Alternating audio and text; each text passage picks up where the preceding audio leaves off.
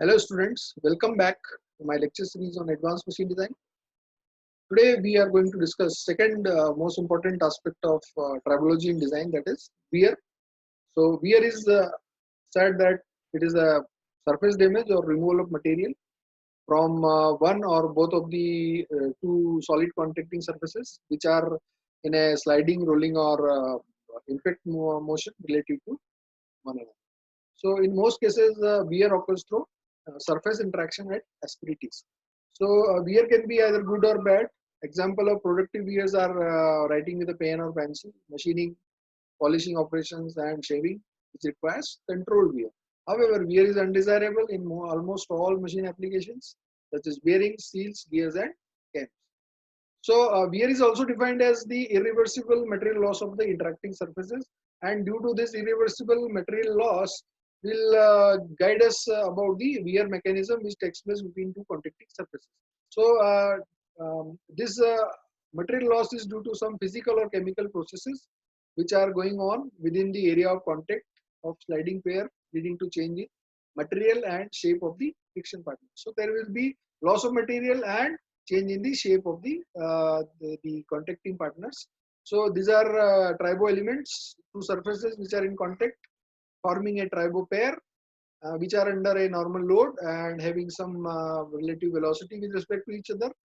These two surfaces are in contact at the asperities, and due to this contact at asperities or motion at the level of asperities, there will be some macro and micro effects.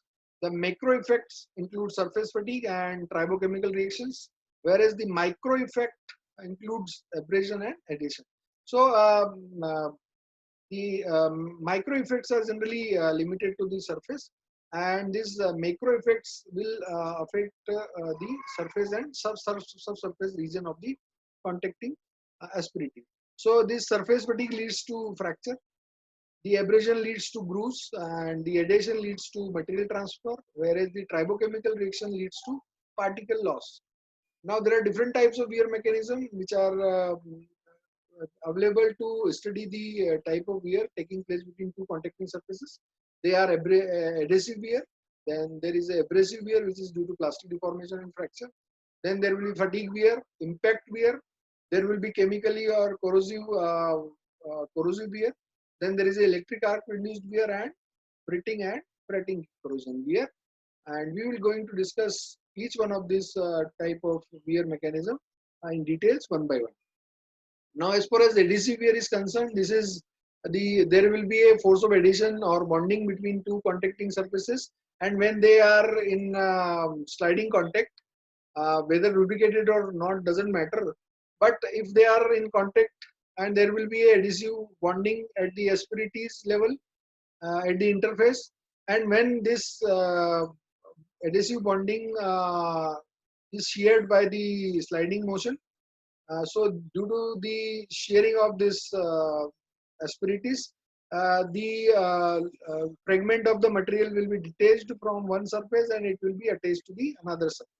So several types of adhesive wears are there, which are called scaling, scuffing, welding, or smearing, and these are sometimes used to describe other types of wear also.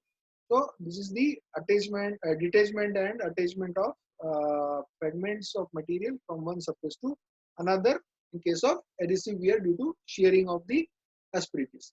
Now there are some quantitative equations which can define the amount or the volume of wear in adhesive case, and it is said that the amount of wear is directly proportional to the applied load and sliding distance, where it is inversely proportional to the hardness of the surfaces H.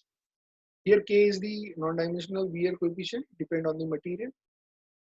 So to understand the adhesive wear and find out the governing equations for this adhesive wear, we can have a hypothetical model of a hemispherical wear particle, which is in sliding contact, having a contact region length 2a, and this is the direction of motion of the wear particle.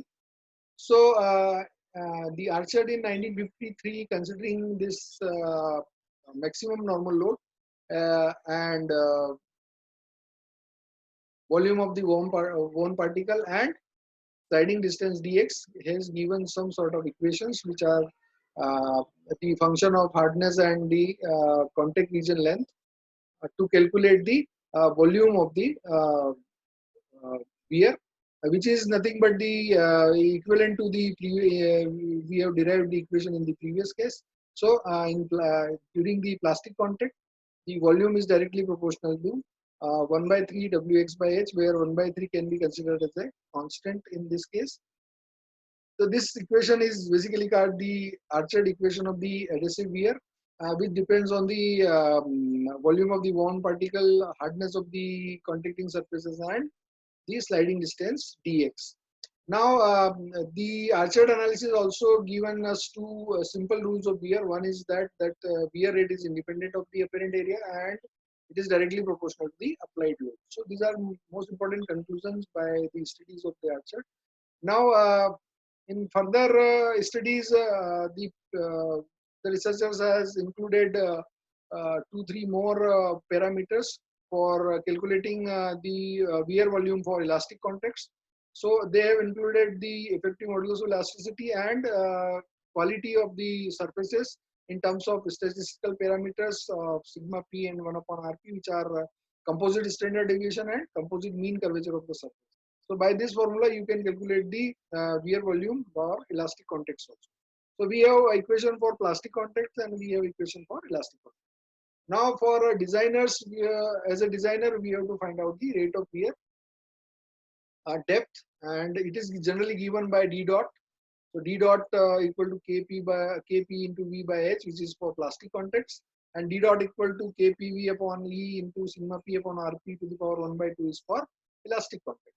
So these notations have usual meanings like d is the rate of wear depth, mm per second, p is the sliding time or duration, p is the apparent normal pressure, which is w upon a, and v is the sliding velocity.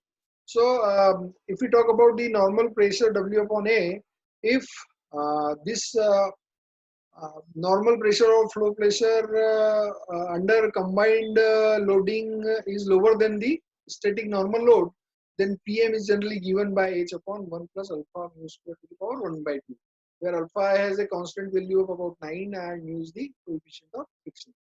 So for calculating the average diameter of the loose wear particles, Robinovich in 1995 has given equation d equal to 60,000 WAD by h, by which you can calculate the diameter of the loose wear particles, where WAD is the work of adhesion and the size of particle ranges from some microns to tens of microns. So this is the important equation by which you can calculate the diameter of the loose wear particle.